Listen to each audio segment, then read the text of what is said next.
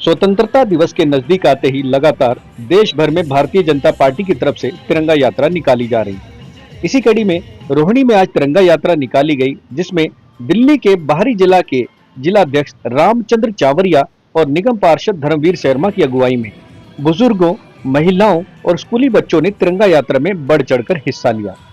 इस दौरान विभाजन विभीषिका स्मृति दिवस के रूप में प्रदर्शनी भी लगाई गई, जिसमें जिलाध्यक्ष रामचंद्र चावरिया और निगम पार्षद धर्मवीर शर्मा ने तिरंगा यात्रा में शामिल हुए बच्चे, महिलाओं और बुजुर्गों को प्रदर्शनी दिखाते हुए विस्तार से 1947 में हुए विभाजन की विभीषिका के चित्र दिखाते हुए विभाजन के बुरे दिनों को याद किया।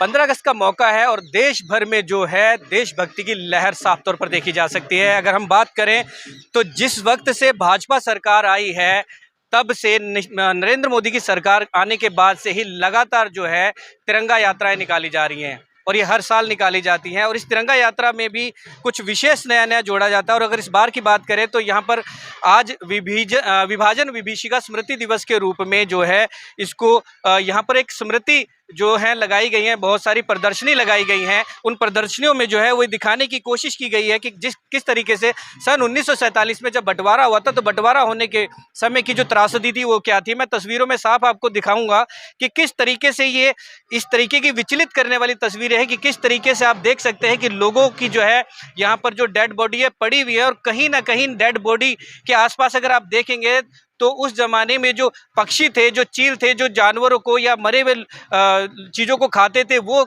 आसपास में साफ आप तस्वीरों में देख सकते हैं कि ये तस्वीरें अपने आप में ये बयान करती हैं कि वो जो समय रहा होगा वो कितना खतरनाक रहा होगा। कुछ और तस्वीरें हैं जो यहाँ पर प्रदर्शनी में आपको मैं दिखाना चाहूँगा कि चांदी और सोना स्मृति एवं जीवन रेखा के रूप में जो आभूषण उस समय इस्तेमाल किए जाते थे वो किस तरीके से दिखते थे और कैसे लगते थे। और साथ ही मैं आपको बता दूं कि किस तरीके से किन लोगों ने मिलके इस सारी जो 1947 के बंटवारे की जो हिस्सेदारी है वो यहाँ जितना भी मौजूद है। आप साफ तौर पर देख सकते हैं कि 1946 में जिस तरीके से मुस्लिम लीग के कुछ काम होने के बाद से जो माहौल बिगड़ना शुरू हुआ था उन सब की हम बात करें। साथ ही में यहाँ पर माननीय प्रधानमंत्री नरेंद्र मोदी का जो संदेश है इस विभाजन विभीषिका स्मृति दिवस के रूप में वो भी मैं आपको साफ तस्वीरों में दिखाऊं कि देश के बंटवारे के दर्द को कभी भुलाया नहीं जा सकता। नफरत और हिंसा की वजह से हमारे लाखों बहनों और भाइयों को विस्थापित होना पड़ा और अपनी जान तक गंवानी पड़ी। उन लोगों के संघर्ष और बलिदान की याद में 14 अगस्त को विभाजन विभीषिका स्मृति दिवस के तौर पर मनाने का निर्णय लिया गया है। ये वो वक्त था जब ये विभाजन हुआ था, किस तरीके से लोग अपने सिरों पर भागे थे गठड़ियां रख रख कर। खास तौर पर जो है इस विभाजन का जो असर था वो जो उस मूल इस समय के पाकिस्तान का जो जगह है वहां पर पंजाब हुआ करता था, वहां पर जो सिख समुदाय था और हिंदू समुदाय था उनको अचानक से जो था रातों रात भागना पड़ा। और ये सारी जो तस्वीरें हैं वो अपने आप में बयां करती हैं कि कितना ये जो विभाजन है अपने आप में मर्म रहा होगा। ये वो रामलीला उस टाइम पे जब हुआ करती थी डेरा इस्माइल खान में, वो दशहरे के मौके की कुछ तस्वीरें हैं जो आप देख सकते हैं। साथ ही मैं आपको बता दूं कि किस तरीके से इन सीमाओं को तय किया गया था, पाकिस्तान और हिंदुस्तान की सीमाओं को, और किन लोगों ने तय किया गया था, ये तस्वीरों के जरिए यहाँ साफ देख सकते हैं। और मुस्लिम लीग ने 16 अगस्त 1946 में किस तरीके से डायरेक्ट एक्शन डे के रूप में एक घोषणा की थी, जिसके बाद एक बड़ा जो था एक नरसंहार सामने आया था और उनकी कुछ तस्वीरें यहाँ पर हम साफ तौर पर देख सकते हैं। और साथ ही एक और जो नई जानकारी हमें यहाँ पर मिली है कि जो पुराना समय था उस समय में जो गीता थी वो भी उर्दू में लोग पढ़ते थे। जो लोग उर्दू जानते थे उर्दू में ही गीता का जो पाठ था वो कर सकते थे, जिन लोगों को आता था वो भी कुछ स्मृतियां यहाँ पर हमें देखने को मिलती। साथ ही किसी तरीके से यादों का बोझा और उम्मीदों की पोटली को लेकर किस तरीके से जो लोग हैं अपनी बैलगाड़ियों पर और पैदल ही आप तस्वीरों में देख सकते हैं किस तरीके पोटलियां सिर पर रखकर बच्चे बूढ़े जो है वहां से निकले थे। और ये वो तस्वीरें हैं जो अपने आप में विचलित करती हैं कि किस तरीके से एक बूढ़ा जो व्यक्ति है वो अपनी बेटी को अपने कंधे पर बैठाकर लेके जा रहा है और किस तरीके से जो है माता पिता अपने बच्चों को लेके जा रहे हैं इस त्रासदी से बचाते हुए। ये वो तस्वीरें हैं जो अपने आप में विचलित करती हैं, इतिहास की वो तस्वीरें हैं। यहाँ आपको मैं वो तस्वीर भी दिखाना चाहता हूँ जो कैलकाटा में जो घटित हुई थी और इस तस्वीर में आप देख सकते हैं किस तरीके से जो है इस विभाजन की जो विभीषिका थी वो लोगों ने 1946 में भी दंगा कलकत्ता दंगों में झेली थी। ये वो तस्वीरें हैं जो लोगों को सोचने पे मजबूर करती हैं कि इस देश के विभाजन ने कितने लोगों को जो है वो अपने परिवारों से बिछोड़ा, और कितनी महिलाओं और कितनी बहनों और कितनी माताओं का जो सिंदूर जो था वो छीना गया, और कितनी माताओं बहनों के साथ जिस तरीके के अत्याचार हुए वो अपने आप में इतिहास के लिए बहुत बेहद ही शर्मनाक है। फिलहाल यहाँ पर आज तिरंगा यात्रा के दौरान तमाम जो है नेता पहुंचे और उन्होंने यहाँ पर आए हुए बड़े बुजुर्गों, महिलाओं और विशेषकर बच्चों को यह प्रदर्शनी दिखाकर जो है ये समझाने की कोशिश की कि किस तरीके से विभाजन का जो असर है वो इस देश पर हुआ था। देखिए, हमारे देश के लिए बहुत बड़ा एक शर्मनाक दिन था उस दिन, जिसको काला अध्याय के रूप में हम जानते हैं। और ऐसा काला दिवस शायद भारत में दोबारा नहीं आने वाला, क्योंकि जब उस दिन को, उस समय को याद करते हैं, जो हमारे बुजुर्ग माता बहनें, जो हमारी माताएं पिताएं जो थे, जो अब बताया जाता है कि उस वक्त इस तरीके की हालत है जो इस प्रदर्शनी के निमित्त सबको दिखाया जा रहा है। एक एक फ़ोटो के अंदर फोटोग्राफिंग है, जो बाद में सत्यता जो दिखाई गई है, सिर्फ खाली नमूना है कि एक छोटा छोटा नमूना पेश कर करके करा गया। बाकी इस एक फ़ोटो के ऊपर बड़ा बड़ा हिस्ट्री, इतिहास लिखा गया है। इसके साथ साथ हमारे देश के अंदर आज 10 तारीख से लेकर 15 तारीख तक तिरंगा यात्रा, जो भारत का सबसे बड़ा सम्मान का दिवस होता है, भारत में इससे बड़ा दिवस नहीं होता 15 अगस्त के टाइम पे। और हमारे, आप सब ने देखा है, हम सिर्फ संविधान की किताबें ऐसे पार्लियामेंट में ऐसे नहीं लहराते हैं जो खाली किताबें होती हैं। वो संविधान रोडों पे दिखता है। संविधान देखा एक एक बच्चे के अंदर, एक एक मातृशक्ति के अंदर, एक एक नौजवान के हाथ में तिरंगा और उसके घर पे तिरंगा और हाथ में तिरंगा, और वो नारा लगाता है, भारत माता की जय। ये आपने कभी इन लोगों के प्रति सुना था? कभी आपने 2014 से पहले, आप मीडिया साथी हैं, बहुत वरिष्ठ लोग हो, कभी 2014 से पहले तिरंगा यात्रा की ऐसे अनुमति मिली थी देश के अंदर? नहीं मिली। इसको कहते हैं गुलामी का प्रतीक। जो पहले इन्होंने जो राज किया था वो गुलामी के प्रतीक था। स्वतंत्र देश आज़ाद हो गया था, लेकिन जनता अपनी तरफ से आवाज़ नहीं उठा सकती थी। जनता ने सही मायने में अगर उठाई आवाज़ तो 2014 के बाद में जो देश के प्रधानमंत्री श्री नरेंद्र मोदी जी ने जो प्रधानमंत्री के रूप में पार्लियामेंट को पहली सीढ़ी पर नतमस्तक होकर अपना चरण वंदन करके अंदर गए और अपने कसम खाई अपनी भारत माता की। और कसम खा के सबसे पहली भारत की प्रधानमंत्री की यात्रा कौन थी? म्यांमार, जिसके अंदर गुलाम डॉक्टर श्यामा प्रसाद मुखर्जी ने 700 किलोमीटर की धरती को गुलाम बना रखा था। और 42 दिन का सबसे बड़ा लंबा दिन, 42 दिन का अनशन डॉक्टर श्यामा प्रसाद मुखर्जी ने किया था। तो कसम खाई उस लाल ने, उस भारत माता की यूथ ने, कि मैं सबसे पहली अगर भारत की यात्रा करूँगा विदेश की तो म्यांमार में करी। और म्यांमार के जो चीफ हैं उनको अल्टीमेटम दिया कि आप मेरी जो ज़मीन, जो मेरा जो विभाजन किया था वो वापस कर दीजिए।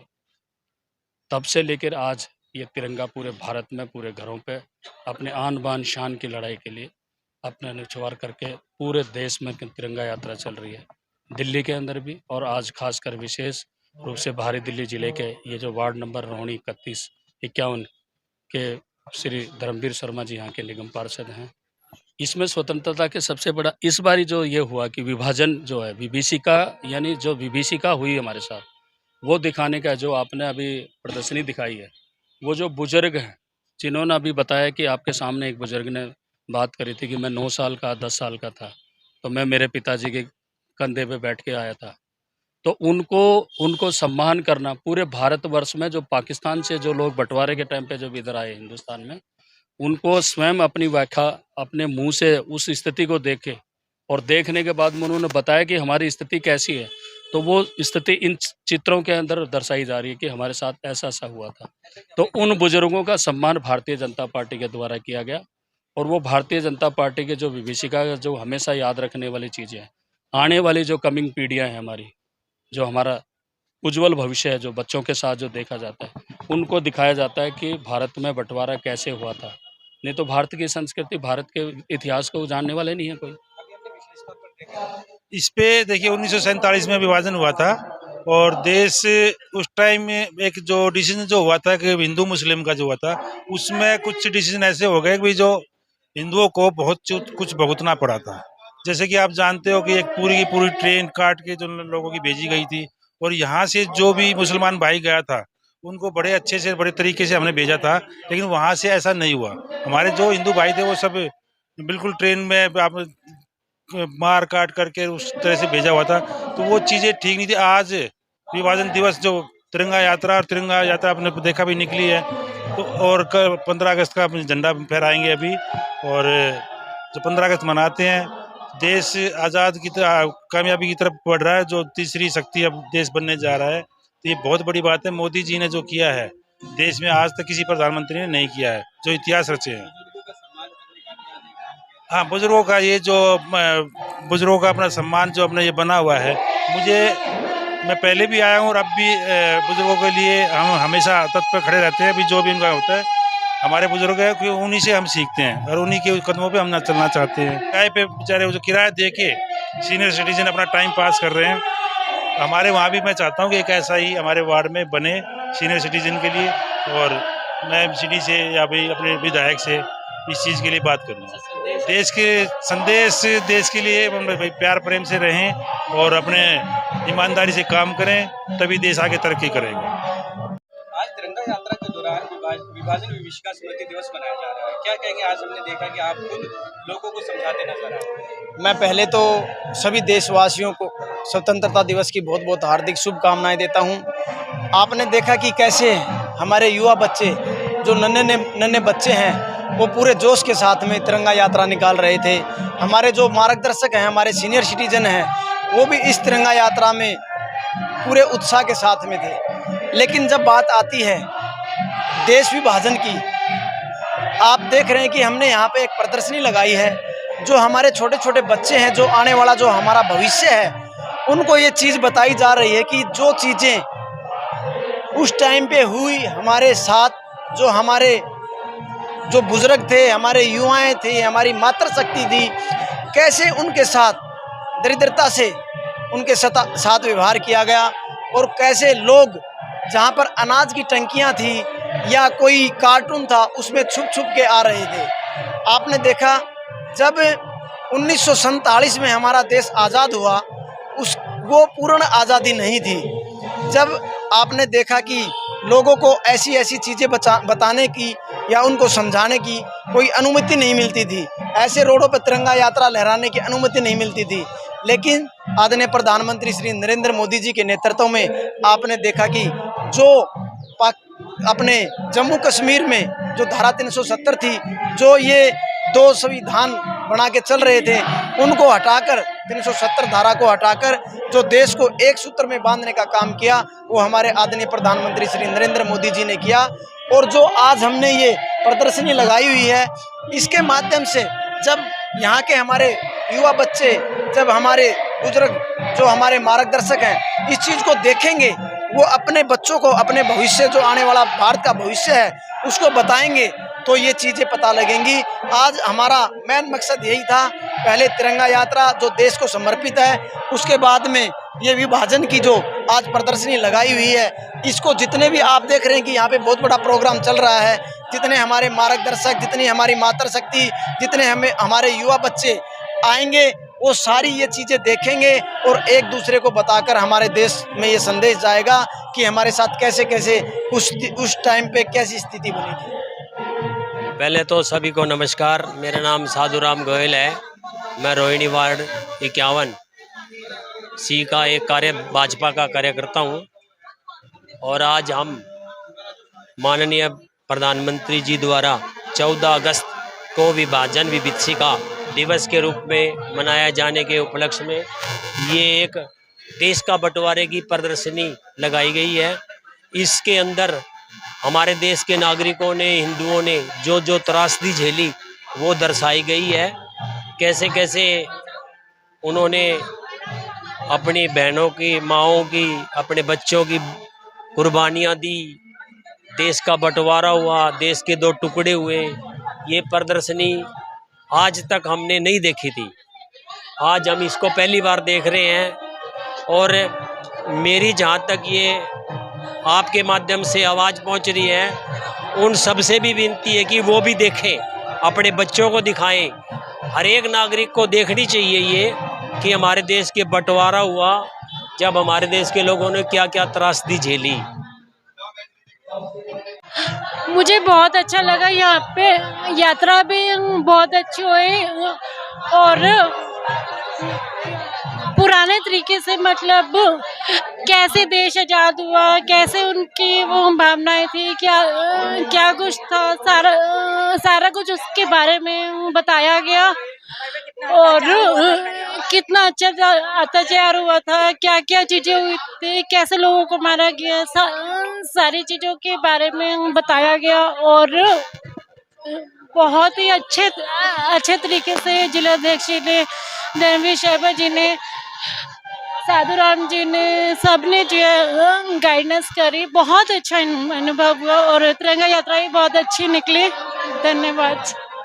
ऐसा अनुभव रहा, ऐसे पहले कभी ऐसा हुआ नहीं। ऐसे पहले, आज इससे पहले किसी ने ऐसे हमें समझाया नहीं। आज उन्होंने, हमारे नगर पार्षद जी ने, दिलाध्यक्ष जी ने एक एक चीज हमें बताई है। आज से पहले जय घर घर घर तिरंगा, जय जय तिरंगा। वीडियो जर्नलिस्ट अनिल वर्मा के साथ परमजीत सिंह।